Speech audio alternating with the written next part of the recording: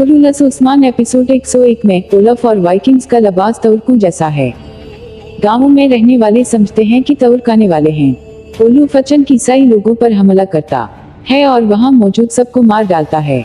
ओरहान अपने सिपाहियों के साथ शिकार के लिए जंगल जाता है। वाइकिंग जासूस ओरहान को पकड़ने के लिए मुनासिब वक्त का इंतजार करने लगते हैं।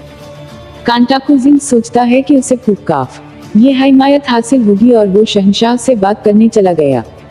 बातोर और सरहदी इलाके के फौजी गांवों में पतलाम देख रहे हैं।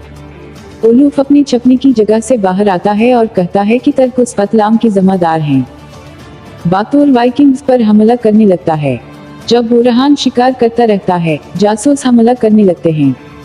डीन थोड़ी ही देर में ओरहान को पकड़ता है और कहता है कि वो उसे मार डालेगा। उस्मान मुर्दा तउरकों को जंगल में देखता है और ओरहान को ढूंढने लगता है।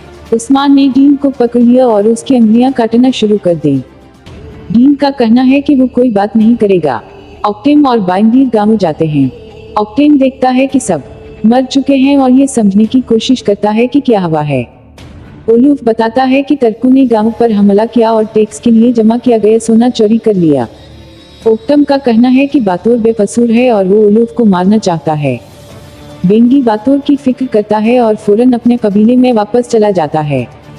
तउरगत ने ओक्टम को वापस आने को कहा और कहा कि उस्मान जल्द ही उस मसले को हल कर देगा। शहंशाह आज भी सोचता है कि मोहम्मद ए वदार कौन है। शहजादी मैदान में जाती है और सरकीस को गिरफ्तार कर लेती है। शहंशाह को मालूम होता है कि मुकरी में क्या हुआ था।